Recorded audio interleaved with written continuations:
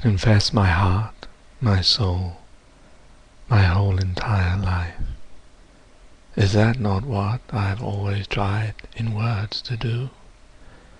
Yet what point, I now consider, has this long journey been?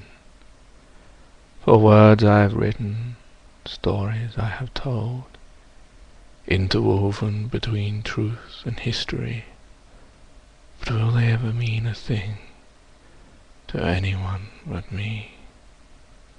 Will I be buried not too soon from now in an undisclosed graveyard, with a stone which shall only read my name, my birth and my end, and some short line that I once wrote, telling of the sadness that I am now gone? Shall I be passed by future me's, who shall see a row of gravestones and reflect only on mortality? I shall not be next to the likes of Wordsworth or Coleridge. I shall not be revered or oft spoke about. Shall I be forgotten as if I never even existed? Till one day someone comes across endless reams of words with poetical beauty, raw emotion and tales of woe, and shall speak them as if they were new, and to the future I shall make the money I always in life denied. Another Robert Treshel or Van Gogh. Does it really matter anyway, whether my words are known or not? Whether the message I have tried to convey is ever given to the ears of the many rather than now the few?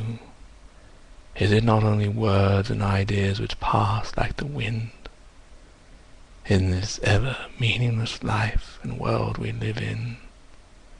For 100 is all we are given to taste of life, from darkness before all we knew, yet in life we are tricked to always feeling as if alive, as it is the only feeling we do know.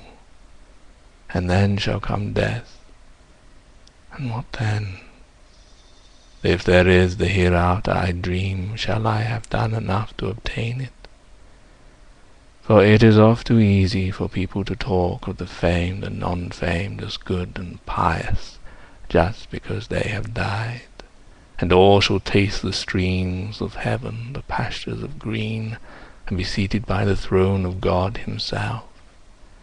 Yet most who have died before and shall continue to die, and are only spoken of in such terms out of affection and not from truth. And if there is nothing which I do not believe, then all I have had of existence was this life of less than 100 years, where I was laid to work, laid to poverty, laid to watch what I know I could not have. What fairness is there in this existence for the likes of us, who live in abject poverty, who work and strive merely to survive, and have no time or money to live? All our hard work is so that the rich and our masters can live their lives without the need of the toil.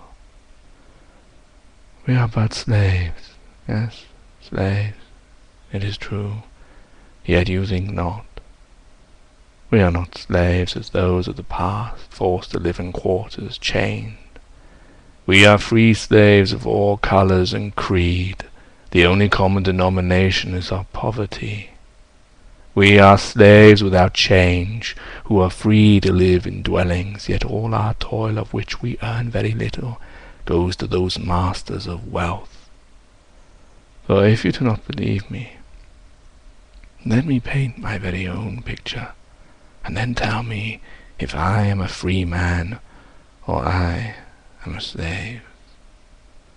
I and my wife both work so that we can just about afford to live, to pay for the rented accommodation to which we do not own, for that is owned by another, who will have his own house and mortgage, and from our hard work we gain money and the majority of his money goes to the landlord, to which he pays off his mortgage. So he, at the end, has a house, and we shall never be the owner of a home. At work we both work for masters who reap the rewards of our hard labor. Tell me truly, are we not slaves of a far more sophisticated system?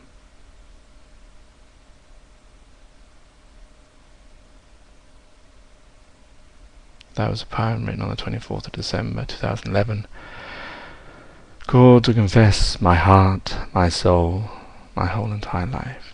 Take care, take it easy, God bless, peace.